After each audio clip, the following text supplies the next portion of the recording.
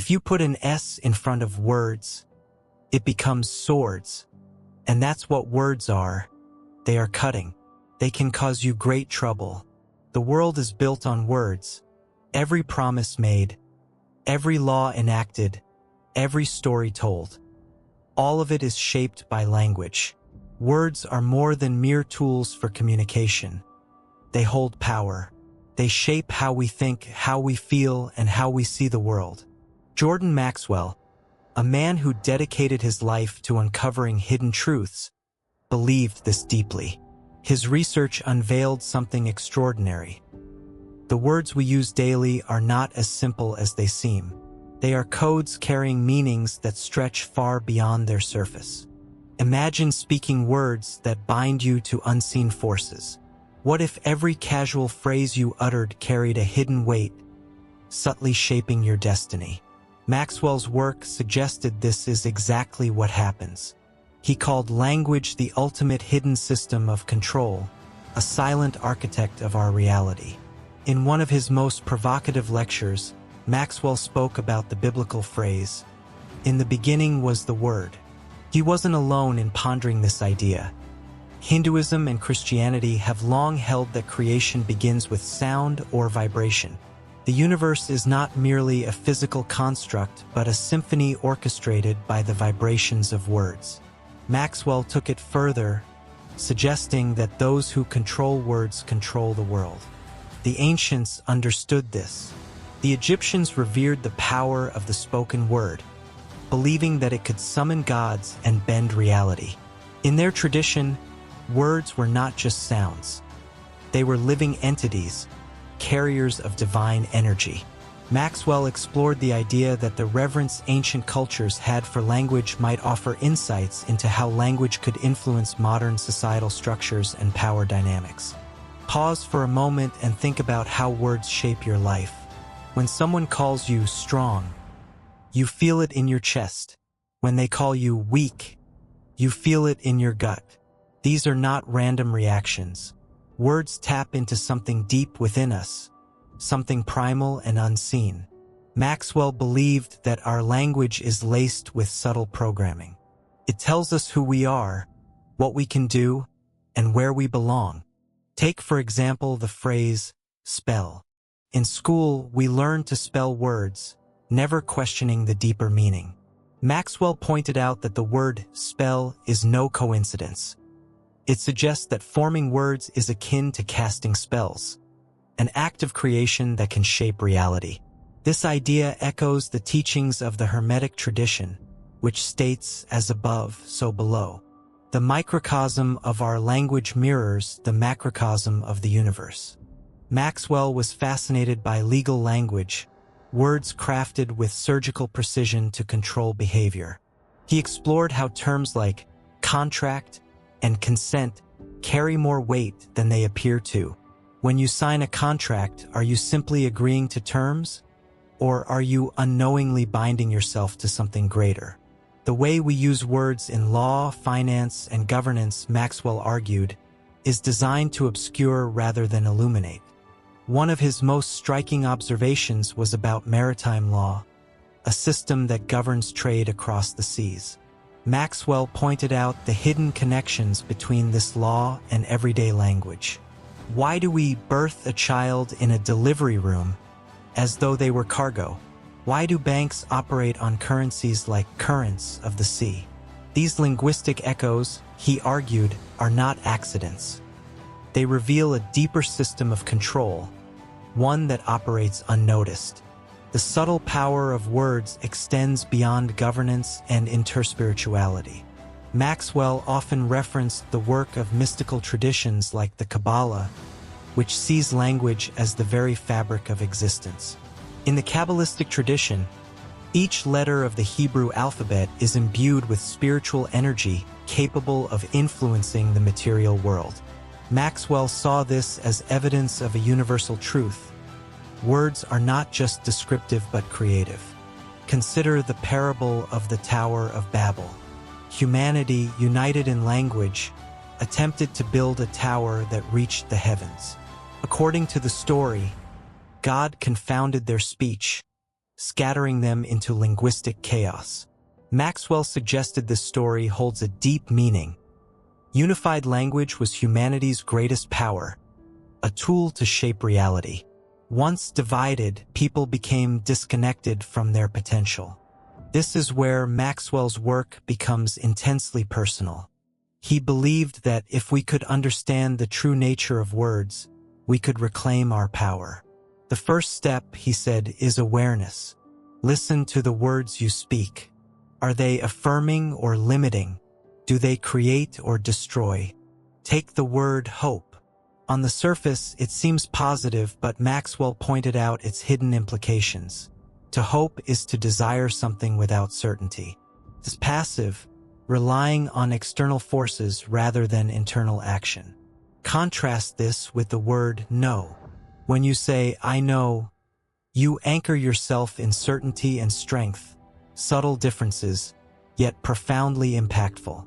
What would happen if you began to see language not as a tool but as a living force? How might your reality shift if you became intentional with your words? Maxwell believed that this awareness was the key to freedom, not just freedom from external control, but from the internal constraints we place on ourselves. The journey into Maxwell's research is like peeling back the layers of an onion. Each discovery reveals another deeper truth. It's not just about language. It's about the very nature of existence. Words shape thoughts, thoughts shape beliefs, beliefs shape actions, and actions shape reality. This is why Maxwell often reminded his audience of the Buddhist teaching. With our thoughts, we make the world. To understand this fully, he said we must first understand the words that form those thoughts. As we delve deeper into his insights, the question becomes not just what words are shaping our reality, but how are these linguistic patterns woven into the fabric of our lives? And most importantly, how can we begin to unravel them, reclaiming our power to speak and live with intention? Jordan Maxwell's hidden research reminds us of something profound. Reality is not fixed. It is fluid, shaped by the words we speak and the stories we tell ourselves. If words create spells, then we are all magicians. The question is, what kind of magic are we weaving? If words are spells, then the stories we tell ourselves are rituals shaping the world we live in each day. Most of us unconsciously repeat phrases that define who we are and what the world looks like. These internal narratives don't merely influence emotions. They quietly mold reality itself, weaving the threads of possibility into the fabric of experience. Language is not a passive tool. It's alive, carrying the weight of centuries of culture, beliefs, and power. Hidden within every word are layers of meaning that often go unnoticed. Yet these meanings work silently, influencing how we see ourselves and the world around us. For instance, consider the word understand. At first glance, it seems simple, but to stand under something implies submission, positioning oneself beneath authority. How many such words do we speak each day without considering their deeper impact? Everyday phrases carry immense power, often without us realizing it. Take something as common as saying, I have to go to work. This small sentence subtly removes agency, suggesting obligation and powerlessness. Now, imagine reframing it as, I choose to go to work. With one shift, the feeling changes entirely, returning a sense of control and purpose. It's not just semantics. It's a reflection of inner truth. This connection between words and reality isn't a new idea. Ancient cultures recognized the profound power of language. In Egypt, priests believed that to name something was to give it life. They used sacred incantations and carefully crafted syllables to invoke the divine. Similarly, Hindu traditions emphasize the transformative energy of mantras, words or phrases repeated in meditation to align the soul with higher truths. These practices reflect a universal understanding. Words are not mere tools for communication, but active forces in shaping existence. When words are used unconsciously, they lose their depth.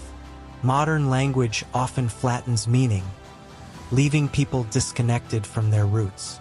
Consider the word love in English. It's used for everything from romantic relationships to favorite foods. Compare this to ancient Greek, where words like eros, romantic love, philia, friendship, and agape, unconditional love, captured love's complexities. Without this nuance, our understanding of relationships becomes shallow, limiting our ability to connect deeply. This shallow use of language is particularly evident in media and advertising. Every headline, slogan, and tagline is crafted to evoke emotions and guide behavior. Phrases like "you need this" or "you deserve this" are designed not just to sell products, but to sell ideas about identity and worth. These words subtly plant seeds of desire, convincing us that happiness lies in external things. Religious language also carries profound implications. Phrases like "the fear of God" shape collective ideas about divinity. Is fear truly the intended message, or is it a distortion of deeper spiritual truths? In sacred texts, words were chosen with care, often encoded with layers of meaning. In the story of creation, the phrase "let there be light" is not just an event. It's a metaphor for the power of speech to bring ideas into existence. This connection between language and creation aligns with modern science. Some interpretations of quantum physics suggest that reality is not fixed, but influenced by observation and intention. If consciousness plays a role in shaping the physical world, then the words we use to frame thoughts become crucial tools for creating the lives we want. Words also play a role in our internal dialogue, where their power can be most transformative. How often do thoughts like "I'm not good enough" or "I always mess up" pass through the mind? These silent mantras can become self-fulfilling prophecies, trapping people in cycles of fear and doubt. But when these phrases are replaced with empowering alternatives like "I'm learning" or "I'm growing," something shifts. The mind begins to align with possibility instead of limitation. This practice is echoed in mindfulness traditions. Meditation teaches people to observe their thoughts without judgment, allowing them to pass like clouds in the sky. By watching words as they arise, individuals can see them for what they are, fleeting constructs, not absolute truths. In that space of observation, freedom begins. It's not just the words spoken aloud that matter, but the unspoken ones as well. The silent narratives running through the mind are the foundations of belief systems. A story repeated often enough becomes a truth, whether it's "the world is a harsh place" or "I'm unworthy of love." By consciously choosing new stories, reality begins to shift. The power of language is also seen in collective systems of control. Words have been used throughout history to shape societal structures, often in subtle ways. Terms like consumer frame people's identities around consumption, reducing them to economic roles. Breaking free from these imposed labels starts with awareness. By questioning the language that defines roles and values, individuals can reclaim their sense of self. This deeper awareness of words doesn't mean abandoning them, but using them with intention. Imagine approaching each sentence as an artist approaches a canvas, carefully selecting colors and strokes to create meaning. Instead of saying "I'm stuck," say "I'm at a crossroads." Instead of saying "I can't," say "I'm exploring new ways." These shifts may seem small, but they ripple outward, influencing not just perception but action. Words are alive. They carry energy, intention, and the potential to transform. By choosing them consciously, individuals tap into their creative power, aligning with universal truths about connection, growth, and possibility. As the power of words becomes clearer, a deeper question emerges. How did language evolve into such a potent force, and why do we often wield it unconsciously? To answer, we must go back to humanity's earliest attempts to communicate, where words were not simply tools but sacred symbols carrying profound meaning. Ancient civilizations understood something modern culture has largely forgotten. Words are vibrations that resonate with the energy of creation. In the beginning, before written language, people relied on sounds and symbols to convey their connection to the cosmos. These utterances weren't mere descriptors. They were invocations. A chant was not just music. It was a bridge between the material and the spiritual, a way to bring the unseen into form. The sacred nature of language is evident in nearly every spiritual tradition. In Hindu philosophy, the word Om is considered the primordial sound, the vibration from which the universe was born. Similarly, the Gospel of John begins with the phrase, "In the beginning was the Word." These teachings reveal a universal truth. Words are not just arbitrary constructs but primal forces. However, as societies grew and language developed to meet the demands of trade, governance, and daily life, its sacred roots were buried beneath layers of practicality. Words became utilitarian, stripped of their mystical essence. Over time, people forgot the deeper power they wielded with every spoken syllable. Despite this loss, remnants of the sacred nature of language persisted. Consider the way certain phrases seem to carry a charge far beyond their literal meaning. A single "I love you" can transform a relationship, while "I'm proud of you" can echo in someone's heart for a lifetime.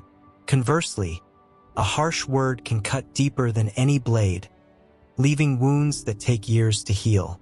These emotional impacts hint at a truth that many spiritual teachings emphasize: words carry energy. In this way, language functions like a tuning fork, resonating with the vibrations of the speaker's intent. When spoken with love, words uplift. When laced with anger, they harm. This is why mindfulness in speech is considered a cornerstone of personal and spiritual growth.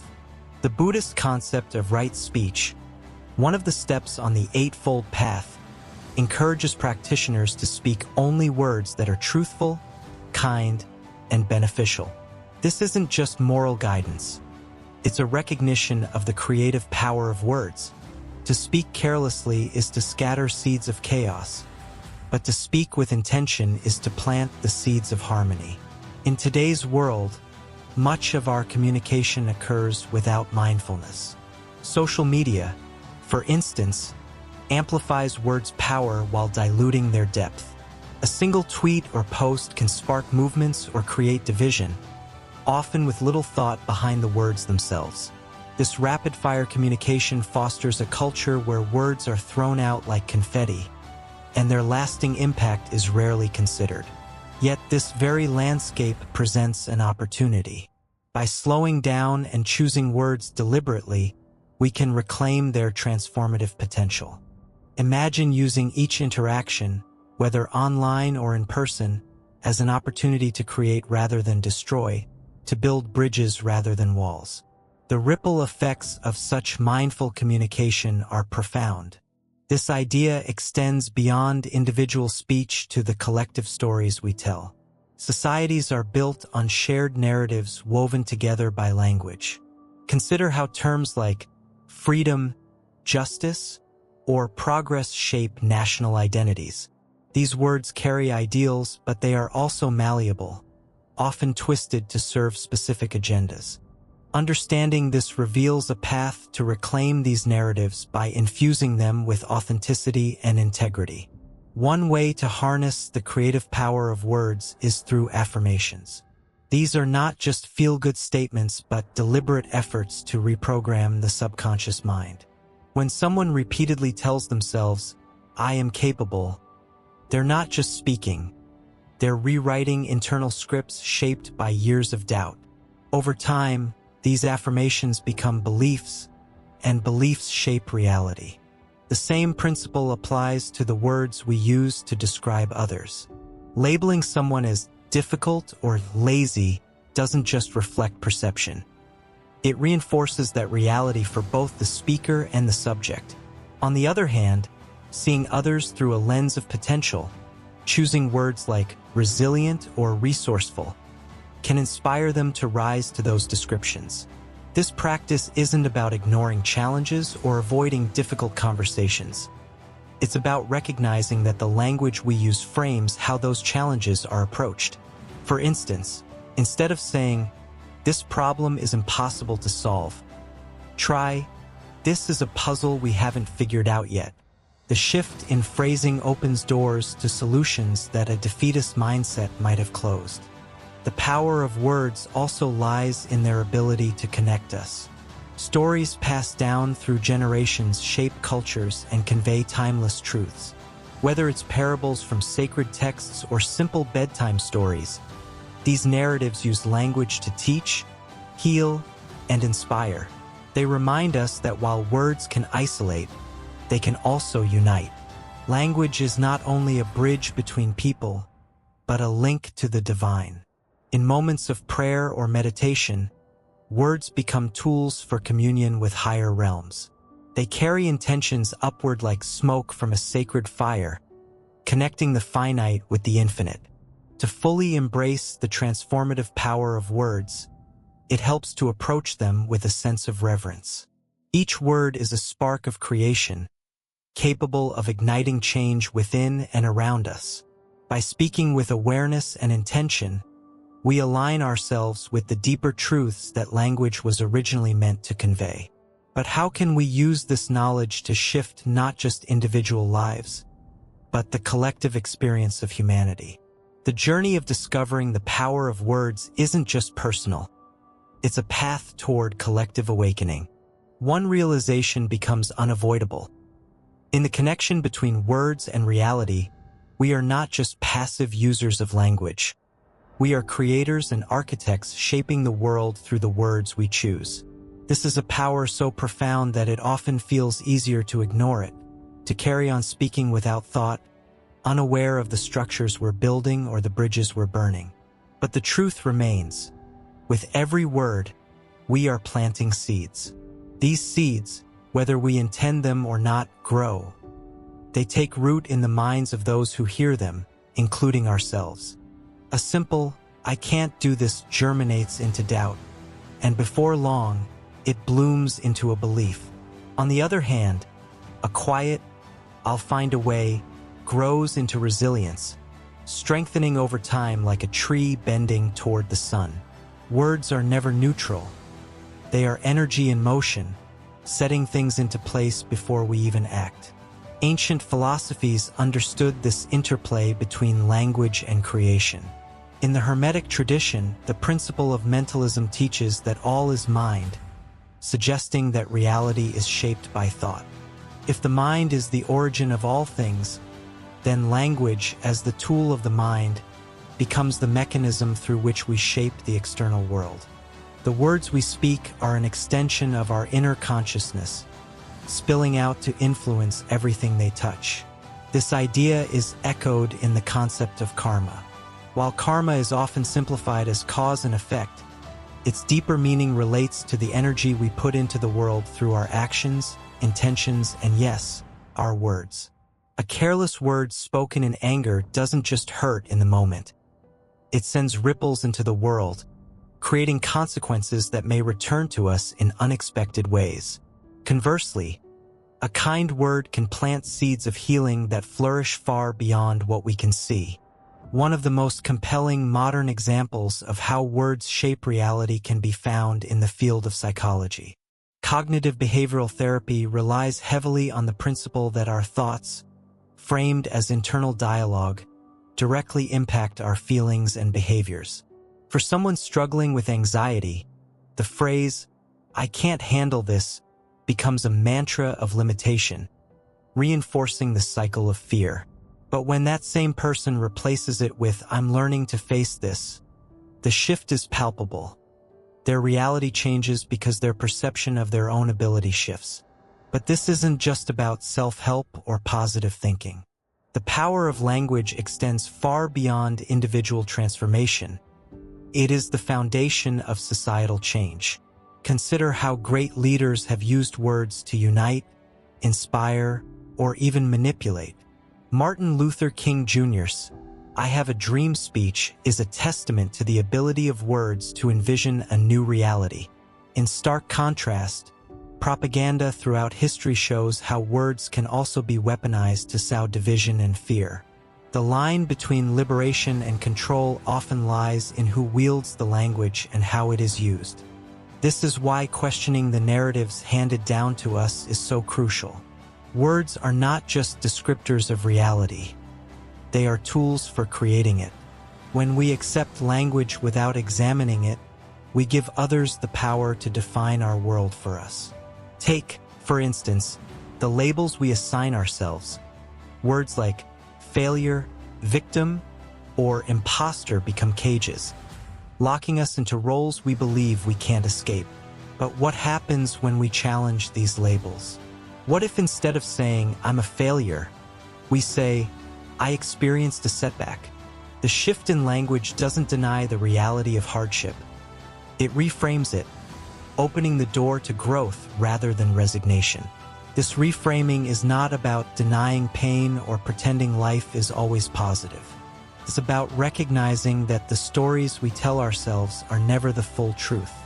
They are interpretations shaped by words that reflect our beliefs. By choosing new words, we choose new beliefs, and by choosing new beliefs, we choose a new reality.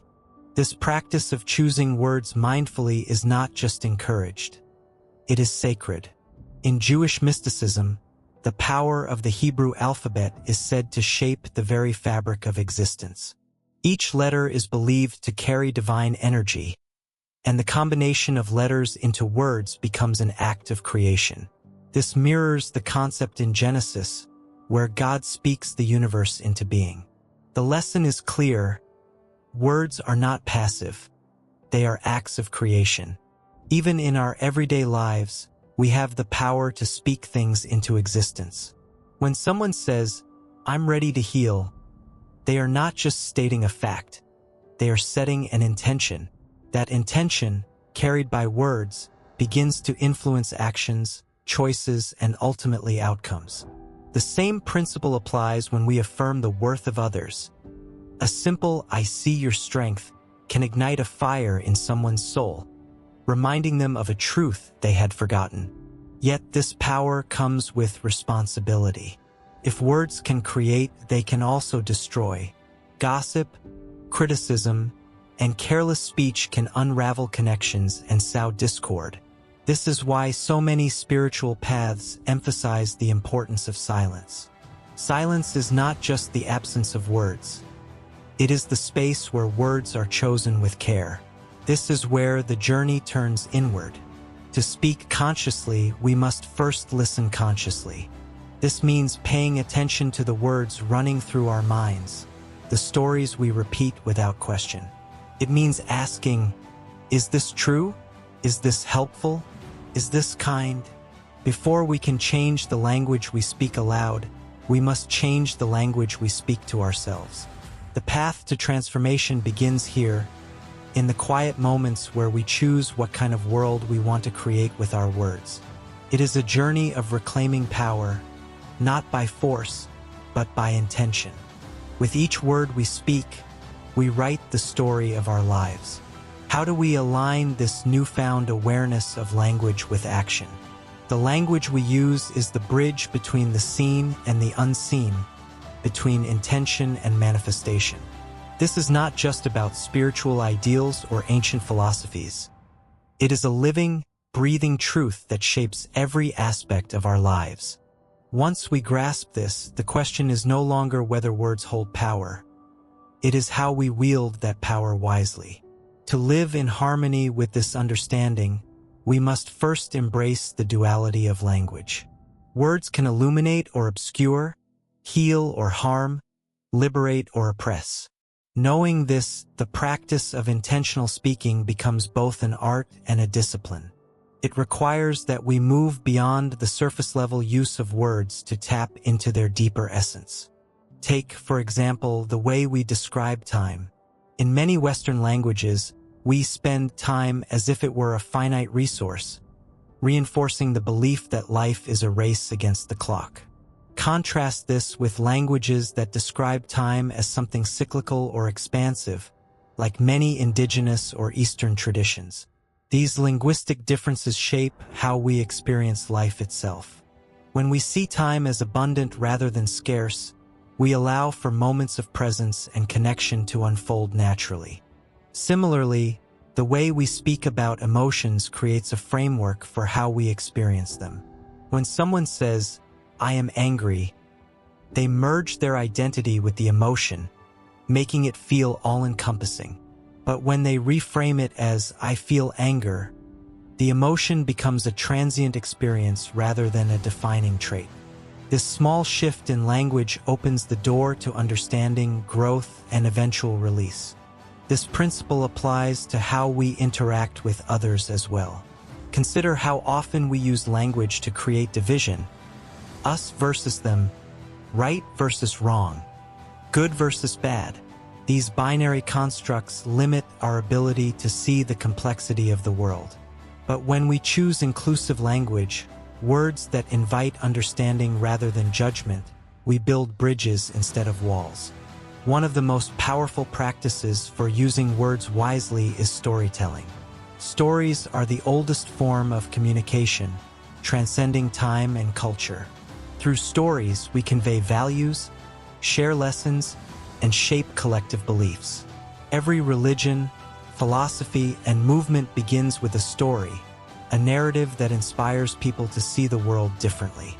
In the Buddhist tradition, there is a parable about a man who encounters a river blocking his path. He builds a raft to cross it and continues his journey. Later, he encounters another traveler who struggles with the same obstacle. Instead of describing the raft as mine or keeping it for himself, the man teaches the other how to build their own. The lesson here is not only about generosity, but also about how words, like the raft, are tools. They are not meant to be clung to, but used to guide ourselves and others toward clarity. To fully harness the transformative power of words, we must also recognize when to let them go. Silence is not an absence but a fertile space where insight grows. In silence, we hear the nuances of the world that words often drown out. Silence teaches us that not everything needs to be named, defined, or explained. It reminds us that the truest understanding often arises when we stop speaking and start listening. This is a lesson mirrored in the natural world. Consider the ocean, whose depths remain largely unmapped. Its vastness cannot be captured in words, yet it exists as a living entity, influencing the planet in countless ways.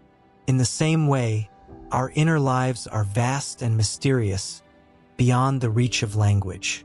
Words are the surface waves, but the currents below, our intuition, our spirit, our connection to something greater, remain untouched by them. But this doesn't diminish the importance of words. Rather, it places them in their proper context. Words are tools, not masters. They are the expression of our deeper truths, not the truth itself. When we recognize this, we free ourselves from the limitations of language while still honoring its power. This understanding has practical implications. When we speak, we can pause and ask, what am I creating with these words? Am I building a world of fear or one of love? Am I reinforcing division or fostering unity? These questions guide us toward greater intentionality, helping us align our language with our values. Moreover, this awareness extends beyond spoken words to the written and unspoken. The texts we write, the symbols we choose, and the way we hold ourselves in silence. All of these are forms of language. They too carry energy and meaning. By cultivating mindfulness in all forms of communication, we create a life that reflects our highest intentions. When we say, "I am capable," we are not ignoring challenges, but affirming our ability to rise to them. When we declare, "I am enough," we are not denying growth, but embracing our inherent worth. These statements, repeated with intention, reshape not only our minds but also the world we inhabit.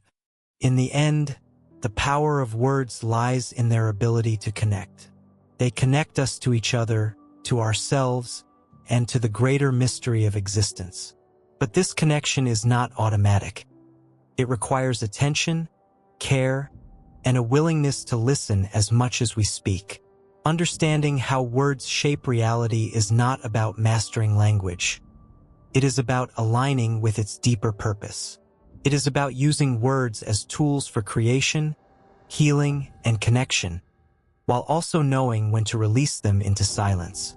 This balance is the key to living a life where words become a force for good, a reflection of the infinite possibilities within us.